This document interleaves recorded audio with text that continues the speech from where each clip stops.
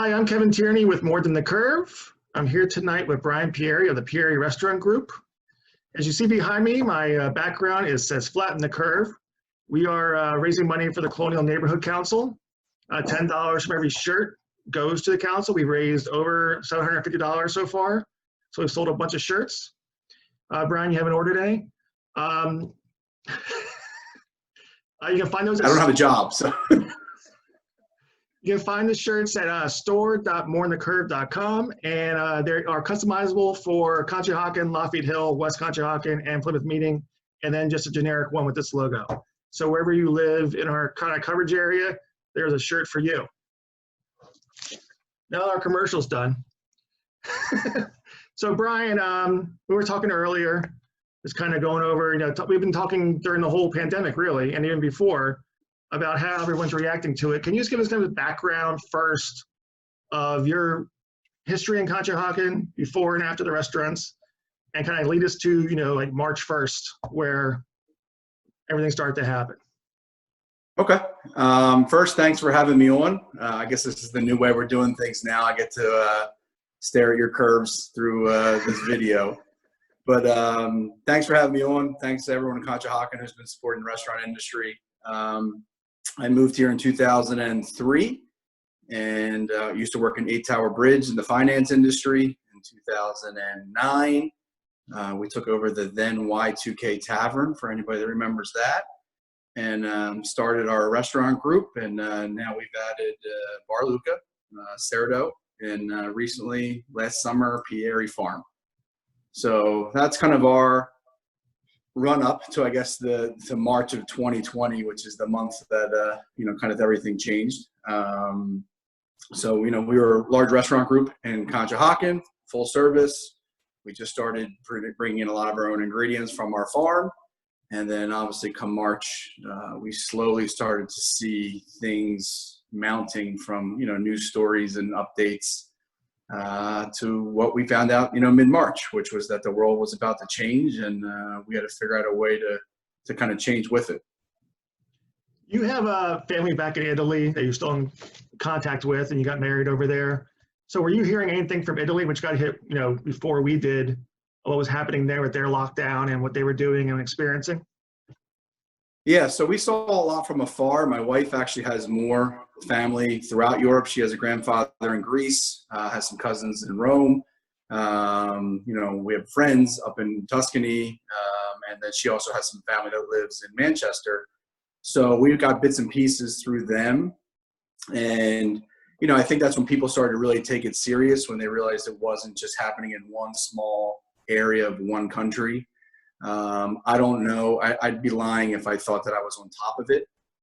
It probably took until, 2 weeks, maybe 3 prior to the shutdown for me to really start feeling this on the radar, and starting to think about some plans for it.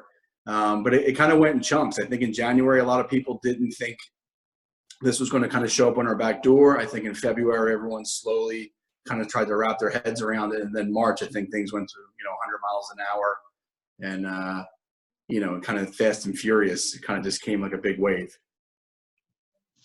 When it finally did come, were you following it every day, or did one of your staff members come to you and say, listen, you got to pay attention to this? Or was this almost like something hitting you by surprise, or was it expected? So we talked about it in a meeting almost a week to the day before, I guess, Wolf made his first announcement.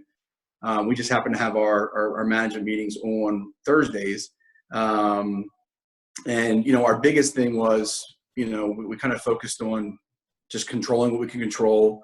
At that point, we had been spending about a week trying to up our supplies of things that we might need, dishwasher, sanitation chemicals, hand washing stuff. But I think most of it was more afraid of people running out versus kind of understanding how quickly this was going to turn from, serious to very serious. So we spent probably about 2 weeks ramping up on supplies, but I think that last week, kind of working into that Thursday, was really when we started to kind of wonder what was going to happen. And then that Thursday, I happened to walk out of a meeting with my accountant, and my phone was, kind of blowing up. And that just kind of, from there, it just went 100 miles an hour. So the day Wolf made the announcement, how many people were you employing?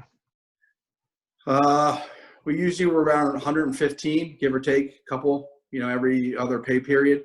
Sometimes as low as 110, as high as 120, depending on the season. And so you're forced. I mean, everybody was kind of going into it kind of voluntarily at first with the kind of joint announcement all the restaurants in Conshohocken made. And then it became the order. And like, how fast was it able to transition to just doing takeout and delivery? And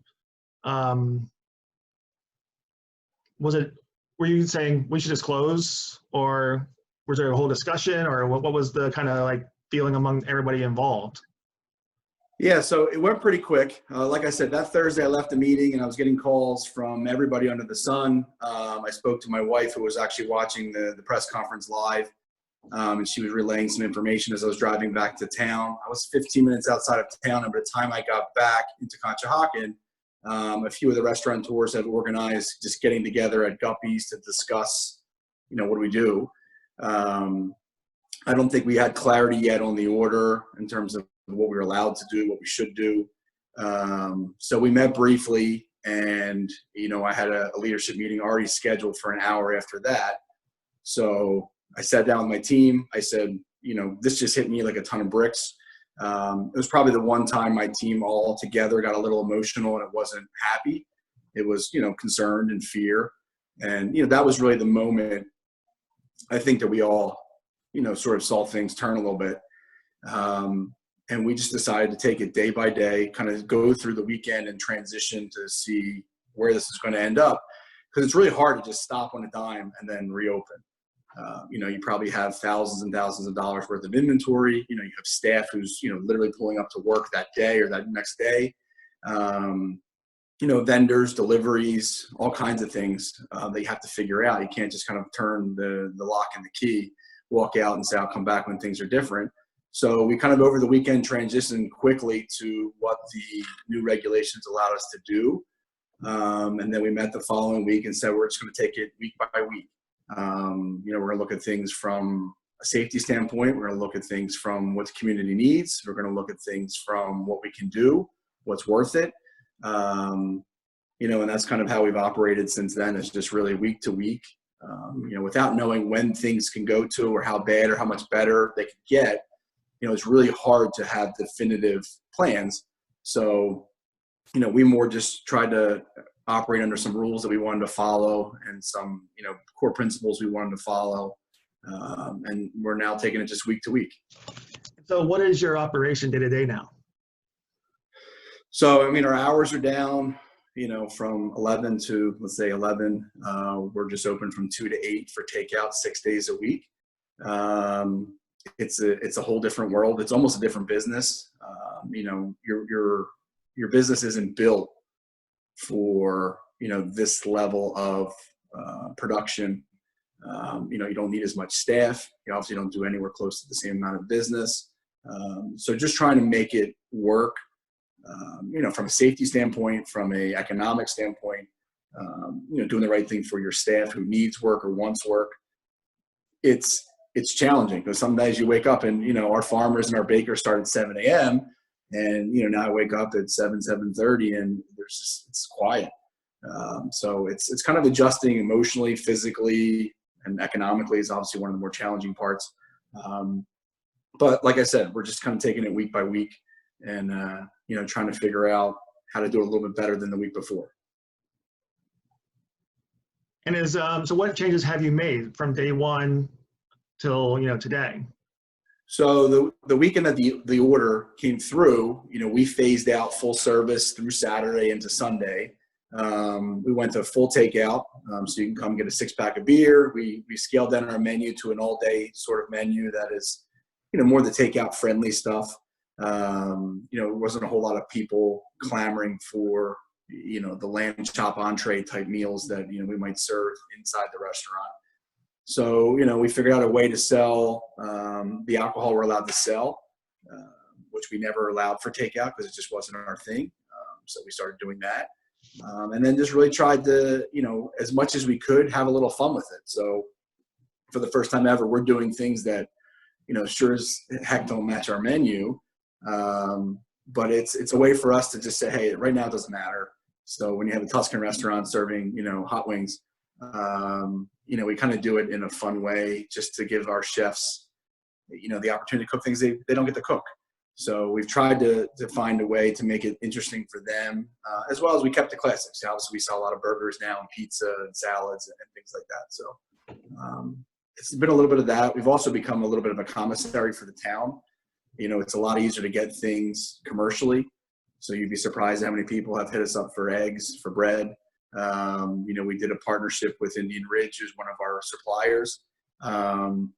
And they did family meals of, giant boxes of frozen protein. So you could get, 20 pieces of chicken, 10 pork chops, things like that. And we just sort of acted as a middleman, not so much as a business, just kind of collecting those boxes from our supplier and then letting people pay for them, at the supplier's cost, just to kind of come stock their fridge. So there's certain afternoons where we might have 4 takeout orders, but the most of the afternoon is, trying to coordinate who needs a box of chicken, who needs a box of pork chops and spinach and things like that. One thing I think people don't understand on the consumer side is the economics of takeout delivery, especially with all the apps now. Yeah. There's an article in Food Today about how people shouldn't use the apps. They should always go direct. Can you take us through that and kind of explain how it works? And you have more restaurants, you might be able to get a better deal than a one restaurant. So it's like what someone orders a $25 meal, how's that break down? So pretty simply, the customer on their end is going to see the fees that they pay in addition to food and tax. Whether it's a delivery charge or a tip or any of those kind of things. So they're able to see the extra cost of using one of the convenient apps on their end. On our end, we just pay a flat fee in a percentage terms of every dollar that comes in. So, every restaurant pays a different fee, but they pretty much range from 20 to 30%. So a $10 burger, every restaurant's going to lose, $2 to $3 for the convenience of somebody coming in and picking it up and dropping it off on our behalf. I don't know that I dislike them as much as some restaurants do. I mean, obviously it's not as profitable as somebody picking it up. But it's also a customer's choice. I mean, there's a million things in the restaurant, you're in the hospitality business, whether it's napkins or open table or, you're here to make customers happy. So sometimes you just got to take one on the chin and say, if that gets me the order, then that gets me the order. So. And what are people eating? It kind of varies. I think that when we do something fun, you see a surge in orders. We've done meatball Mondays at Serta where we do spaghetti and meatballs. And it's kind of an inside joke for us because it's one of the few things I forbid to have on the menu. Not because I don't love it. I mean, I look like I've eaten spaghetti and meatballs for my entire life. And I love it. It just doesn't really fit with our themes. So, but it's a classic dish. So, this is one of those times where when we feature it, it really sells. We do our burger and pasta night on Thursdays. And, that's a big hit with people buying, the boar burger from Serta or the regular burger from Stone Rose or pastas from Bar Luca. It kind of goes on normal trends. Friday night, we sell a lot of pizza. That's just traditionally people's pizza night. But you start to get the sense that people are so cooped up and so antsy that when we do something exciting and different, we see a lot of engagement because, they're making a night of it. It's like, it's taco night at this place or it's, wing night at this place. And I'm guessing without knowing that if you see, taco night at Guppy's or wing night at Boathouse, they're probably big nights for them because I think people just want to be part of something. So instead of just ordering their favorite salad on a Tuesday, they say, oh, this place is doing a really cool thing on Tuesdays. Let's, be a part of that. So I think that's been the avenue that you've seen the most engagement from kind of people in town. Yeah, I mean, I definitely have noticed when I post about some type of food special that's happening right now, there's a lot of traffic to it, which, usually, that kind of stuff is kind of more mundane. It's kind of just getting it out there, but like people are really sharing it and, commenting and tagging people. And then I hear from the restaurants that it's actually working. It's totally different right now. Correct. And I think, when all this first started happening, I think the first kind of like special that came upon us was Wing It Wednesday at the Boathouse. And I couldn't believe the reaction that got. It's something that's happened for 30 years. All of a sudden you put a takeout wing on Wednesday on it, and thousands of people read it. It was crazy. Yeah. And then I think I emailed everybody and said, call whatever you're doing something, because people like that, to say, I'm doing this. And, one thing I've definitely noticed, and this is actually apply to you, but like some restaurants who haven't been so good at social media, haven't been good at email marketing, are all of a sudden all over it. And it's really interesting because I look for that stuff every day. And some people who advertise with me who never send me anything to post, all of a sudden I'm getting something every day from them. Obviously, I can't post something every day. It becomes too much. And then no one benefits because everything's getting so spread out. But it's just really interesting how this kind of I think brought everybody who wasn't really doing that in a fully engaged way is now doing it in a fully engaged way. Well, I think everybody's thought process has just slowed down so much, and there's so much less clutter that, a lot of times you'd get somebody who, on the way home from work, busy day, just wants to grab a burger or a salad or something. And, that's their go-to spot, and they stop at Cerdo and they grab their salad and they go home. And, that's who you're really marketing to and talking to and interacting with in a normal scenario. Now it's people are home and they're a little cooped up, and it's, we want to do something tonight that brings us a little bit of something different, joy, fun.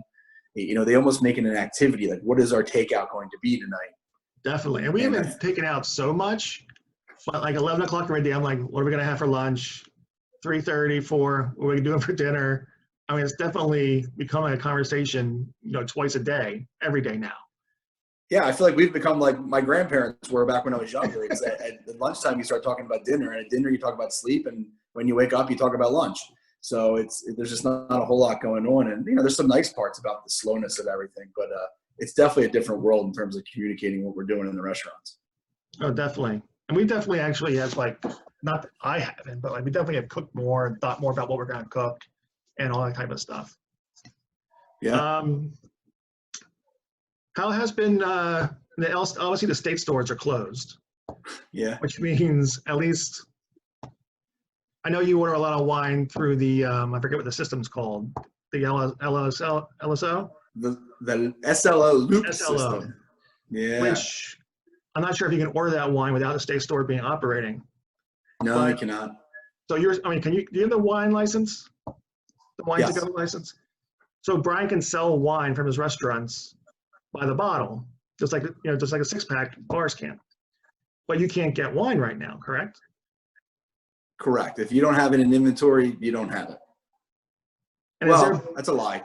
You could use some of the local Pennsylvania people are still able to deliver. So if you want to sell, things from PA suppliers, you can.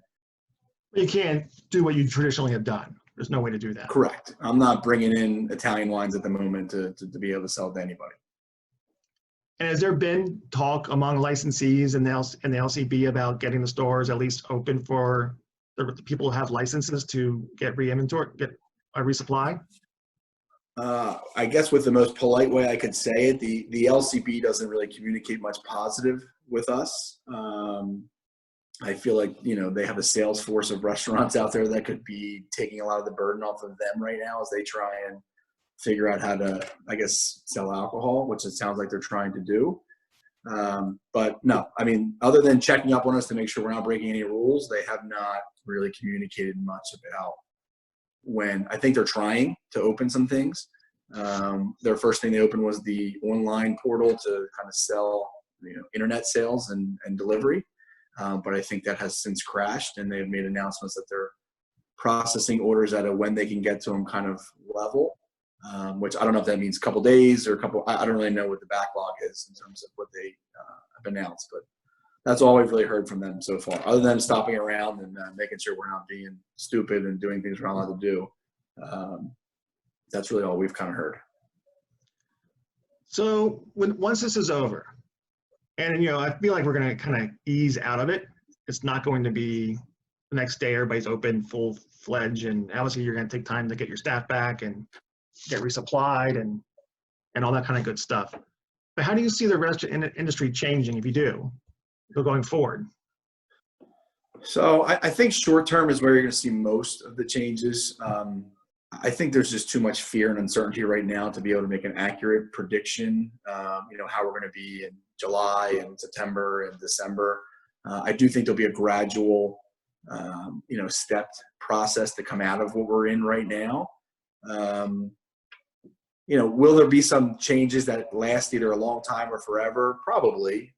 We might be some people who are now more savvy with delivery apps or things that they never really did before, but kind of had to. But I still think people want to go to happy hour and, hug their friends and, eat dinner with their girlfriend and, celebrate their wedding. And I think at some point the human aspect of all this, will sort of kind of tinker back into everyone's thinking. And, it'll be cautious, it'll be measured, it'll be step by step. But I think at some point, you'll see an overwhelming majority of normal things come back. I just think that's who we are. I mean, what's the point of, doing anything if you're afraid to leave your house or afraid to be around more than 5 people? It might take some time. And it might take some things that, governments and pharmaceutical companies have to figure out first. But I think at some point, you're still going to want to go in and, maybe skip a handshake, but I don't think hugs and happy hour and rehearsal dinners are going away anytime soon. One thing I'm curious about, a lot of restaurants are doing family meals, for 4 or 6 people, and most of them are actually, you bring it and they reheat it. And I'm curious whether that's going to be a long-term kind of like new business thing that restaurants get into, because so many are doing it now, and it seems to be, at least under these conditions, successful. Yeah, I think that there might be some changes to menus. I think there's going to be some restaurants that are, beaten up from the financial, impacts of this. So they're going to look to come out, either trim things down, keep things a little bit more simple, just so they can kind of get back on their feet. They might try to, reinvent some things in their menu, like doing the family style meals. Some of those are hard to predict now because you don't know about execution. So if you go back to a Saturday night that has a very busy dining room, sometimes putting together platters and trays and things like that for a guest to come pick up, there's all these nuances that you just don't think about until you have to execute. The logistics of your building, the size of your kitchen, where you're going to store all these orders for people to come get them, and those kind of things. On a busy Saturday night, we barely have a place to put a stack of the pizza boxes for someone to come pick up a couple pizzas. So if we move to a place where we're now, doing big silver trays of family meals, we have to rethink the layout of the restaurant, the logistics of how we operate. So we'll see. I think everyone's just kind of finding their comfort level now, and then it really depends on how this all unwinds. Are we back allowed outside in May or July? Does this get that much worse or a little worse? I think a lot of those factors are going to kind of determine how deep these scars get. What about the, what's the right word? The use of masks and gloves and just like the type of cleaning that's happening. Do you think things will go back to what was required before, or do you think what is happening now is going to be the new requirement going forward, and it's just something people do naturally? Well, I mean, I think they're all separate components there. I mean, first, gloves already have a role in the kitchen. There's times where our chefs use gloves, and there's times where our chefs do not. There's certain things you can do. You have to wear gloves, and there's certain things you can't do with gloves. I mean, you can't toss a pizza with gloves on. So I think it's going to be item by item. I would hope, you always hope that if everyone's a little bit more clean, sanitation conscious, that's great. I do think there's also a market out there for someone to do tutorial videos on how to use gloves. I mean, one of my pet peeves during this whole thing is that I don't think we quite as a society understand how gloves work at the moment. I think we all somehow think we're surgeons and, it's protecting our hands from touching something, and then we go touch our face with gloves on. So I think there's a little bit of learning curve. I think if gloves do become a thing, hopefully in schools, they start teaching people how not to throw them on the ground.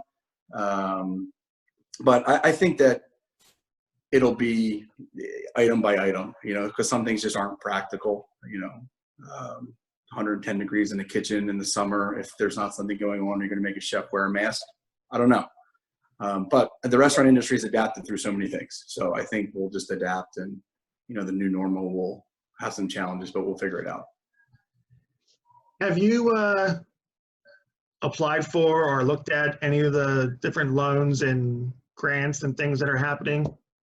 Yeah. And how is your response to that been? So we did the one that's getting all the headlines, the PPP SBA loan. It was a little bit like entering Thunderdome to really try and get involved in the process. I guess banks were allowed to do it last Friday, and then just based on how fast the bank goes, would determine when they were actually live. So we have 4 different banks with our 4 different companies. So it was kind of a staggered process of all them running around, but having 4 separate entities, you got to see how different every bank handled it, and some were great and some were not. You know, it was a terrible process. I can't really spin it any other way. It was kind of a mess. We're still in the middle of it, and we don't really understand how it's going to work, but we've just kind of taken I mean, we understand the concept of it, but there's not the fine print available yet that we're going to need to operate. But we knew we had to go through that first part. So we're just kind of taking it step by step. And, you know, if we do get approved and we do determine it's useful, at least we've gotten through the first part. But it was like getting concert tickets on that Friday where, you know, you log in, you sit next to your computer and your bankers say any minute this thing's going to be available, and, you know, you're kind of hitting refresh and, you know, 10 o'clock, you're ready to go. 10:01, everything's sold out. That's kind of what it felt like, you know, going through the process. But there's probably 3 days of paperwork and tax returns and all that kind of stuff. But it's a good program in theory. The downside is that restaurants don't have their full staff. So if they require your full staff to kind of make it work, we're not allowed to really operate at a level that would require a full staff. So it's kind of one of those things where the government's sort of incentivizing both ends of the program. You're not allowed to do the business that would require your full staff, but this program incentivizes you and will give you credits if you have your full staff. So I don't know how those 2 ends are going to meet. But we just kind of took it as, you know, we should participate. We should get all the information and apply. And then if we do get approved, you know, kind of tread carefully to see if it's worthwhile to actually use it or whether we just kind of have it there in case we need it. Did you apply for any of the county or the one that was through the redevelopment authority? We did not do it through the redevelopment authority, but that was great. You know, kind of plugged the town. Julian and that crew kind of went from conversation to loan, I think, in about 7 or 8 days. So they're really trying to, you know, have a lifeline for local people. We applied for one of the county grants, which was through Montgomery County, and that's really all we did for now. How is, like, your newest business is the farm? Yeah. So, like, that's the one that, you know, what's the right thing? You know, the least idea of, you know, how this impacts it, I would assume. So we're growing food for nobody. It's great. And you were mostly going to supply your own restaurants, which now you don't need as much food. So did you just go ahead and plant everything you needed to plant, or was that happen beforehand? Like, just take us through that process. So, you know, it's a few month process of planning what you're going to do, preparing your fields, getting your greenhouses ready, starting plants. You know, we kind of had some conversations a few weeks back. How do we adjust? And we just decided to go full speed ahead. So we're doing everything as if nothing changed. We're adapting our business model to allow for, well, we're going to do a CSA before this happened.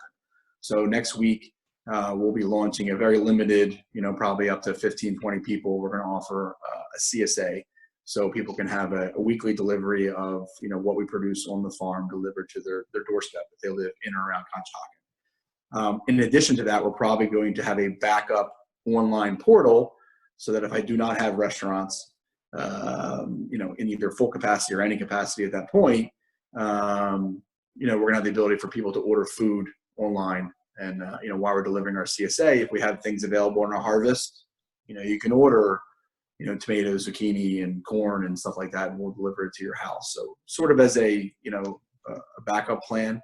You know, we were hoping to work with a couple other restaurants who were interested and have them come up and, you know, kind of show them around, but that's not really possible right now. So we're just planning away. The vineyard takes 4 years, so we're hoping in 4 years things will be back to normal at least by then.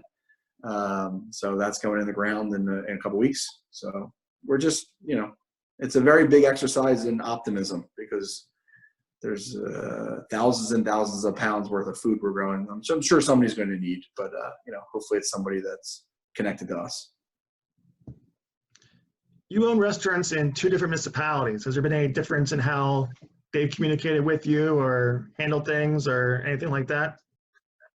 No, Bar Luca's 3 buildings. It's Conshohocken address and 3 buildings or 4 buildings, I think, outside of Conshohocken and White Marsh. So I think we've always just kind of become Conshohocken. I haven't really spoken with anybody from White Marsh, not good or bad. It just, really haven't had any contact. Conshohocken has been great.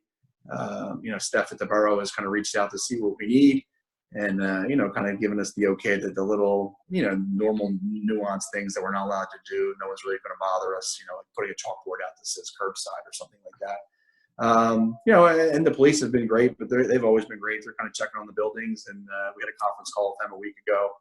And there's really not, I don't mean this in a negative way, there's just not much they can do other than keep us alerted to, anything they're hearing on their end and the kind of the state of affairs, sort of hyper locally, and, not get mad at us for little things like put a sign out. If it doesn't, kind of go kosher with zoning or something like that. And they've been great with that. But, unfortunately, this virus is kind of bigger than anything that we can do or they can do. But as far as communication, they've been pretty good. What about communication between all the different restaurant owners? Is that ongoing every day, or do you rarely hear from people, or what's kind of like the feel as a community? It's, everyone's kind of connected, and I think within the industry, everyone has the 3 or 4 people they talk to the most, and this is kind of the one time where everyone's been on there's kind of a group chat thread that I think just about everybody's on. And it's been good just to know what other people are doing. There's some people in there who I've actually never met, so you just kind of see their name popping up in the thread. So it's kind of neat. So you hope afterwards you get to meet some of the people you haven't met. The people at the Big Attaway sound like a lot of fun, so I need to make a trip over there because I feel like you're getting to learn people's personalities, but you don't actually know them, or you only know them very casually. So it's it's a mix. Some of the people in there are good friends of mine, and but I think it's everybody really taking a role and communicating what they hear. Some of the real veterans of the industry, the guys at the Boathouse, Bill's been great. He's kind of a little bit more connected than most of the group, so he kind of updates us on things from the Pennsylvania level and from the Restaurant Association level. So a lot of it's us all sharing the same information. But some of it's the first person to hear something kind of keeps the communication happening a little bit faster than everyone kind of finding it out on their own. So we're both involved in the beer garden. We were supposed to open like April 29th, I think it was, whatever the last Friday is. Right. What are your thoughts? Oh yeah. I'm going to say it's probably not going to happen, but I think that we can arrange maybe a Zoom beer garden. That's what I was thinking today. Maybe like Vince Zeller or Maria Maslin will play a little acoustic, and we'll Zoom in some people, and you get an hour, and then you have to get bounced off so you have more squares for somebody else. You can have people drinking on the front lawns. Front yard, stoop beer garden. I'm sure people are looking for something to do, but I'm going to say at least for the spring, I don't see it happening. But the fall, I'm a hopeless, optimistic person, so I'll reserve my thoughts for the fall until maybe July. See how we are. Well, I think too, there's just going to be so much just getting everything back. You have obviously that's your 4th thing you're involved in, so it's like you have other worries besides getting that open, which is 1 night a week type of thing. But we'll see. Yeah, but it's fun. And honestly, people have said, and they've been great, how they miss, Cerdo and Sunrose and Bar Luca. But, just so many people have said they miss the beer garden. It's the nice weather, I think, reminds everybody of, throwing the kids in a stroller, grabbing the dog, or, kind of walking down to the river. But we can chalk off squares and assign social distancing spaces. Well, we usually have dogs trying to attack strollers, so we're gonna have to find some fencing maybe to kind of figure that all out. It's gonna be maybe that'll make it safer. Maybe since everyone's standing a little farther apart, we'll have a less of an issue with all that. Yeah. And on a personal level, so I assume you're probably staying at home a lot more than you normally do. And you have a young child, a little bit older child. I just had a baby on March 2nd, so that's kind of a weird thing, going on in our house. But have you explained what's going on to your older son? Are you saying, I don't want to work as much as I have in the past because of this experience? I mean, what's kind of on a personal level? What are you thinking? Oof, God, man, that's going to open up a whole bunch of emotions that need to come out right now. First, congratulations. Thank you. On your new addition. So that's great. I also, I got my test results today. I did not have the coronavirus. No? No. I mean, I went I to don't 15 know if days. 15 days? Yeah. Oh, I had some congestion, like right when the baby was born. And I went to a place, they said, you should get tested just to be safe. And then it took 15 days. Well, it took 3 days to get tested and then 15 days to find out. Well, that seems like an expedient process to control a pandemic. I won't even go there because that's probably going to get me in trouble. I guess on a personal level, my oldest son's 3.5. I would say I'm a little bit of an old school parent where I think if your kid still believes in Santa Claus, you probably don't need to, tell them the world's kind of stopped because of a invisible virus. So we've sort of, kind of bounced around. He knows something's going on and wants to know why he can't see his friends and things like that. So, we kind of keep it positive. I think it's more challenging for older kids who obviously are a little bit more aware than a 1-year-old and a 3-year-old. But, we try and spin it positive and just say, hey, we're going to spend more time doing this. And, my wife's been great kind of staying home, day to day. I'm still working. I mean, I was at the farm for 6 hours today, with 2 hours of driving. So she's still really doing a lot of the heavy lifting. The mornings are great because the mornings are a lot more quiet. So, we're trying to squeeze some things in that we don't get to normally do, coffee, potty training. It's kind of a nice mix. We played a lot of Clue. What's that? I've never played Clue in my life, and I think I played Clue 10 times in the last 2-3 weeks.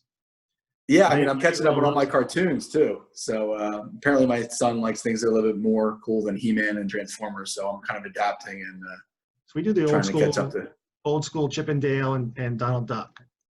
And they're working in your house? They're really popular. Oh, good. We got some classics, the Sesame Street, the Elmo. When you really feel like not parenting, you get some Sesame songs going on. But some of the stuff I'm just learning now because my mornings are a little bit slower here. So this upcoming week, tell us what you have planned if you know yet. Yeah, so we have specials up on our website and our social media. We do some of the same things on Mondays that we were talking about with the Meatball Mondays at Cerdo. Thursday is kind of a big night for us with our burgers and pasta. We're actually, I think, God, I can't even believe this has been the conversation I had all day today with my chefs, is that they're doing a cheesesteak battle between all 3 restaurants. And assuming there's no issues with suppliers getting things that we've never ordered before, I don't think Cheese Whiz has ever come into the restaurant. Not a lot of Tuscan dishes made with Cheese Whiz, although we might come up with one. So my chefs kind of have, a little friendly wager going on between them. And I think between ribeyes and short ribs and Cheese Whiz and rolls, if everything kind of comes together sometime Tuesday, Wednesday, they're going to have a little battle of the cheesesteaks between all 3 places. And then Thursdays are, our big burger and pasta night. And then the weekends, we kind of have, just unique specials for the weekend. And just, another week at the farm, and our grapes, our vines show up in 14 days. So we have 14 days to, with less staff and no one to help us since everything is closed, figure out how to prepare our field and finalize the vineyard planning. So that's kind of what's on our plate for the next week or 2. So how much wine do you have left? It depends because it's sell a bottle, drink a bottle. But yeah, it's still a decent amount. I mean, we have a pretty big list. I mean, the challenging thing for us is no one wants the real high-end stuff right now. Because, it's people want a $20 bottle of wine, which is what I would want too if I'm stopping to pick up a burger and takeout. They're not kind of perusing the list. They're wanting to talk to the som. They just want a nice bottle of wine. So we have a lot because we carry a pretty big inventory, but I don't know that it's going to last months. We're good for weeks. Depends on how much my wife drinks too. But other than that, we're pretty set for now. Are you filling growlers? We just started to. That was one of those things we kind of put off because we've never even thought about it before, and we don't have growlers. But we're trying to figure out what a safe way is to do that. So that's probably something we'll start allowing in the next, let's call it 48 to 72 hours. Cool. Well, thank you for being our first guest here on Flatten the Curve.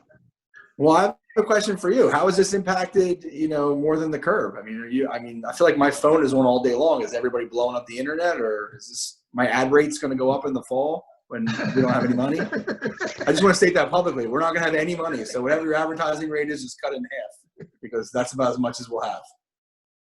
Yeah. So, I mean, for traffic wise for More Than the Curve, it actually was a little, so our record before this, which was January, we had 890,000 page views. And I kind of tell people what that means is, so if you go to the site, to land on the homepage, that's a page view. You click into an article, that's a second page view. So the more you move around the site, the more you accumulate page views. So we had 890,000 page views in January, and I think we were like 950 in March, which wasn't that big a jump. Now it's a huge jump from 3 years ago. We were doing like 100,000 pages a month. So that's grown consistently over the last 3 years. Where we saw a really big jump with our Ambler site. So a good month there is like 200,000 page views, and we did like 600. I think we pretty much have, saturated the market. I mean, everyone knows More Than the Curve in the Conshohocken area. Kind of like. I mean, you're pretty famous. Correct. Between the death threats and the fans, I think you're pretty famous. So that's pretty much everybody. We pretty much have saturated the whole area. Everybody knows about it. Everybody reads it. So we don't have a lot of room for, we can have the same people read it more often. Right. In Ambler, we got this huge spike, which is on pace again this month. So that site's newer, and obviously it has room to grow. So that's good. That's great. But again, new kid and your business is growing. Our traffic is growing, but obviously we're supported 95% by businesses like yours, and people are either operating at 20% of their normal business or they're closed. So that's a problem eventually. Eventually, yeah. Well, I think that restaurants get a lot of the publicity because people see them, but the trickle down and domino effect to so many businesses. I mean, our suppliers and our vendors and advertisers and social media and everybody, PR people, real estate people. I mean, everything has just kind of trickled down. And like we did a video, Mike Soroka, the realtor, we do videos on an ongoing basis on Facebook Live. Okay. We actually recorded one because we're having a bad connection or something, so we couldn't do it live. And the next day was when the order came. So we filmed the whole video, and the next day it was completely wrong. So we're going to do one of these because everything was incorrect in it, the next day. That's how fast it went. He had changed how his office is operating. He had put in place all these procedures to, still show houses virtually and all that kind of stuff. And then the next day it was all gone. So it's impacting, all of our advertisers. We had this great deal with this event that was coming, new event that was coming to Oaks Convention Center. They were going to pay us a lot of money. And it was supposed to start March 1st. Who knows if it's going to even happen now, No. It was across all three of our sites. They were working, it was an event that dealt with breeds of dogs. They just wanted to kind of blanket the area. Right. And we were going to feature all these different breeds of dogs and all this stuff. And it was a pretty big program. And obviously, who knows now? But I was going to have a great March and April. Not so much. Not so much now. Nobody is, though. So if misery loves company, you have a lot of friends. But we actually did find a new advertiser. We did a a caterer who doesn't have a restaurant in Conshohocken, who's never advertised with us. We never even really spoke to him before. Emailed us one day, said, hey, I want to do family style meals. Can you push it out for me? So we sold him a little package, and he said he got tons of response. So That's great. he said he wants to continue after this is all over now. So we're finding new people too. We've gotten like some stuff like we did our list of like everybody who's open and what kind of like their basic hours are and stuff. Right. People who would never contact us before or ignored us, in the past, all of a sudden want to be on that list. So I think it kind of solidified that we are the place to find information.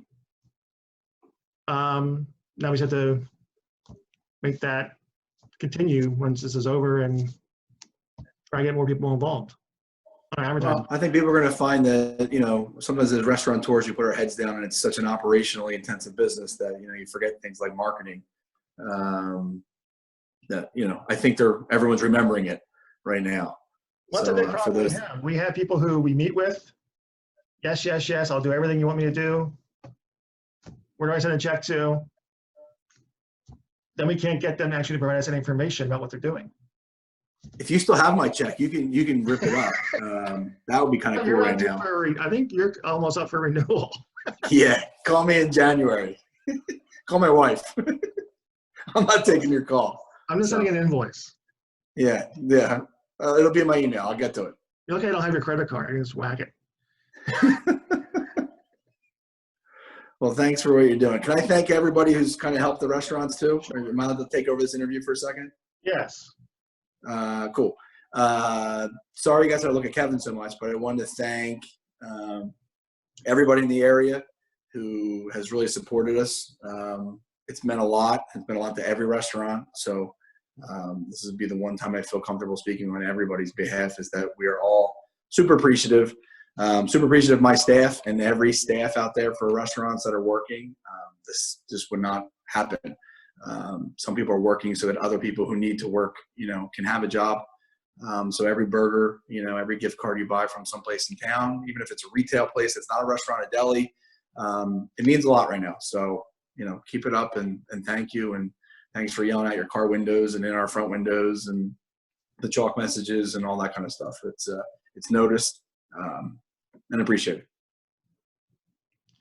Yeah, definitely. We actually want to try to start promoting more of that kind of stuff, because it's just, every day we get, at 3 o'clock, we get the positive rate and the number of deaths. And it's just like, I've had to report on a death, less than a handful of times over the last 10 years. And all of a sudden now it's an everyday type thing. Well, listen, Bar Luca has 20 parking spots, and we have 0 customers that park in parking spots. So if everyone wants to, one at a time, take a parking spot and write a positive message, it's very distanced and it's very empty. So have at it, and we'll take some pictures. And I think that stuff needs to keep going around more and more. So. All right, cool. Well, thank you very much. We'll be posting this on Monday. Cool. And I'm sure you'll get a lot of comments and phone messages and text messages and saying they saw you on More Than the Curve. They'll say they saw me on More Than the Curve, and I think all the people who do grooming and hair and beards, they're going to be millionaires come May, June, or July. A lot of werewolves walking around. A lot of product in right now. Yeah, I know. I like it. A little the Michael Douglas thing. I like it. It looks good. So, but thanks for having me. And I got nothing else to do. So if you want to do this again in a half hour, just give me a call. I'll be sitting here doing nothing. I just started Westworld, so I'm on episode 4 of Westworld. So I'll probably fall asleep 10 minutes into it, but that'll probably be the rest of my evening. I can't make it through an episode of that. I like it and I watch it, but I can't make it through an episode. Well, I'm going to go drink the rest of this bottle of wine and think about what July or August is going to be like. All right. Thank you. Thanks, Kev. Appreciate it. Bye-bye. See you.